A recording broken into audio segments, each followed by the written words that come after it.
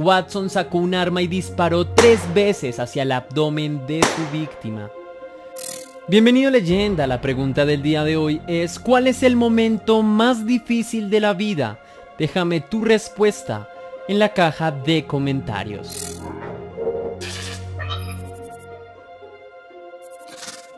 Hay cosas en la vida que comprendemos muy bien y esa sensación de sentirse de acuerdo con algo es agradable. Asimismo hay otras tantas que se escapan de nuestro entendimiento. El caso de hoy es una muestra de ello. Es un criminal que cometió varios crímenes, pero uno de estos sucesos fue aplaudido por miles de internautas e incluso le apoyaron frenéticamente durante todo el proceso. Sin darle más dilaciones al caso, empecemos, pero recuerda que te habla tu amigo Tesla y te conectas a Tez Misterios.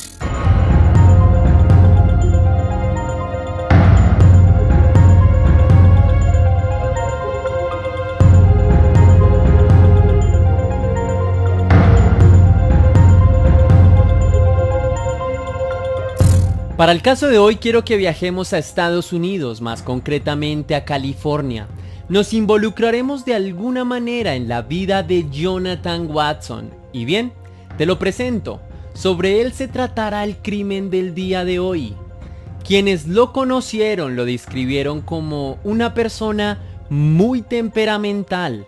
Además, era una persona caótica. Nunca fue mesurado con sus acciones, parecía no importarle mucho las consecuencias de lo que hacía. Sobre su familia no hay mucha información en internet, más que unos comentarios que aseguraban que no tuvo una infancia fácil, y no es descabellado que así fuera. Además, se rumora que su padre fue o hizo parte de las fuerzas militares. Poco compartió con Jonathan por cuestiones laborales, pero aún así, cuando tenía la oportunidad de verlo, tampoco era muy cariñoso con su hijo.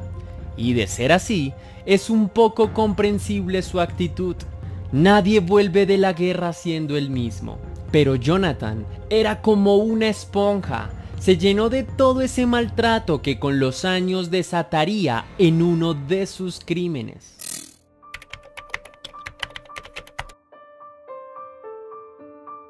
Jonathan Watson fantaseaba con los problemas. Parecía sentirse cómodo viviendo al margen de la ley. De hecho, años después y en prisión, confesó a través de una carta que él mismo escribió para el Mercury News, en donde explicó que tomó la vida de las personas porque no tenía nada que perder. Teniendo en claro su forma de pensar, fue cuando Watson empezó a cometer delitos menores, como el de sustancias ilegales, empezarlas a consumir y distribuir. Poco tiempo después, Jonathan quería estrenarse como un asesino, por lo que decidió preparar a su primera víctima. Se trataba de Garrett Benson. Su víctima era muy joven todavía, tenía 28 años de edad y se desempeñaba como miembro de la Guardia Nacional desde hacía 9 años. Su familia lo describió como un hombre apasionado, que disfrutaba de su trabajo y que soñaba con ascender en la escala militar. Hasta el día de hoy, no hay información corroborada sobre los motivos que tuvo Jonathan Watson, pero muchos creen que fue un impulso de ira que no supo controlar en lo absoluto. Era el 3 de diciembre del año 2008, cuando Jonathan Watson y un cómplice que posteriormente sería identificado como Jason León Valles ingresaron en horas de la noche a la vivienda de la víctima ubicada en el condado de Humboldt.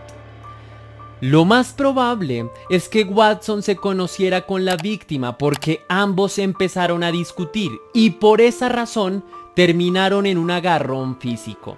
Luego de un breve forcejeo entre ambos, Watson sacó un arma y disparó 3 veces hacia el abdomen de su víctima.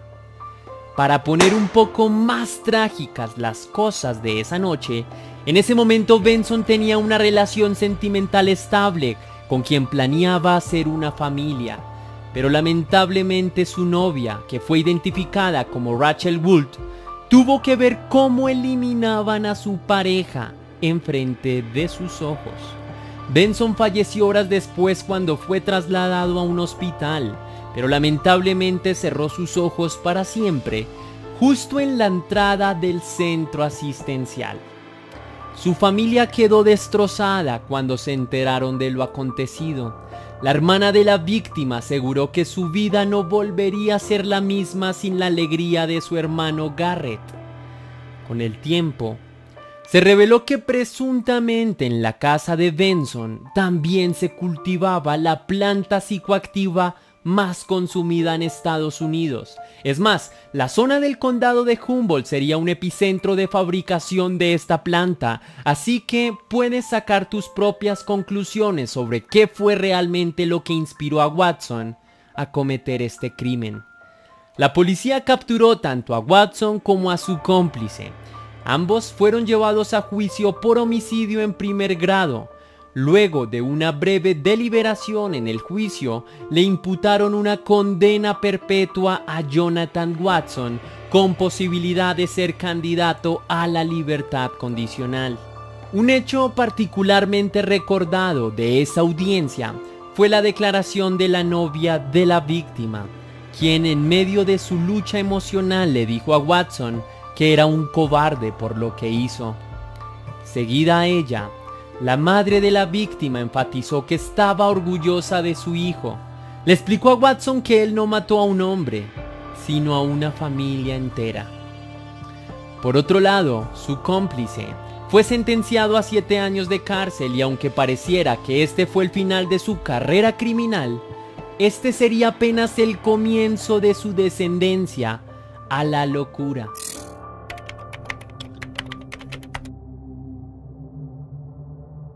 El hombre en cuestión fue trasladado a la cárcel de California para pagar su condena. Una vez en el lugar pasaba sus días leyendo y haciendo ejercicio, aunque aún había mucho odio en su alma. Sin embargo, con los meses sabría cómo desatar todo ese odio de una vez por todas. Resulta que a la misma prisión donde estaba Jonathan Watson llegaron 2 reclusos de alta peligrosidad y su historial criminal era despreciable, sobre todo para Watson, quien no dudó ni un segundo en ejecutar un plan oscuro en contra de ellos. Los reclusos de los que te hablo eran Graham de Louis Conti de 62 años y David Bob de 48. Ambos tenían procesos imputados sobre acceso íntimo a menores de edad, y es algo que le generaba asco y odio a Watson, las personas con este perfil criminal. En este punto Jonathan estaba confundido sobre sus emociones, porque a pesar de que quería asesinar a los 2 hombres, sentía que esto no estaba avanzando para nada en convertirse en una persona diferente.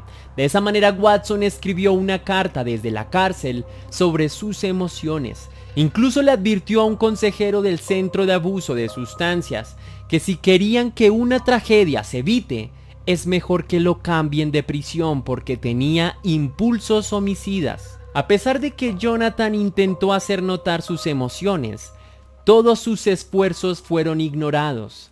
Así que por esa noche intentó relajarse porque al día siguiente le haría caso a sus impulsos. En la mañana siguiente, el escenario era perfecto para Watson, luego de que una de sus víctimas enfrente de él pusiera en el televisor que ingresó ilegalmente un programa sobre niños. Jonathan aprovechó la actitud descarada del hombre para darle su merecido. Le quitó el bastón que utilizaba para caminar y con ese mismo lo reprendió hasta dejarlo completamente inconsciente. Pero Watson decidió eliminar al hombre para limpiar este mundo de personas así. Luego de cometer ese crimen, se mantuvo quieto, esperando a que un guardia viera lo que acababa de suceder y lo metieran en su celda.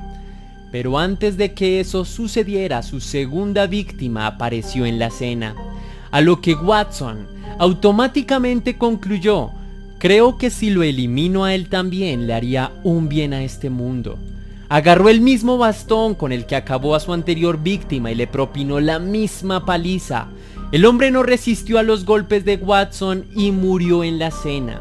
Después de cometer sus 2 crímenes, se dirigió hacia donde un guardia y bromeó en un par de ocasiones con el hombre con lo que había hecho. Finalmente, Mirándole a los ojos, le confesó que había asesinado a 2 personas con el bastón que tenía en mano. Los guardias fueron inmediatamente al lugar y notificaron los 2 cuerpos en el suelo, uno sobre el otro. Los medios de comunicación comenzaron a desplegar sus notas y reportes por todas partes. Las noticias anunciaban el doble homicidio perpetrado dentro de una cárcel.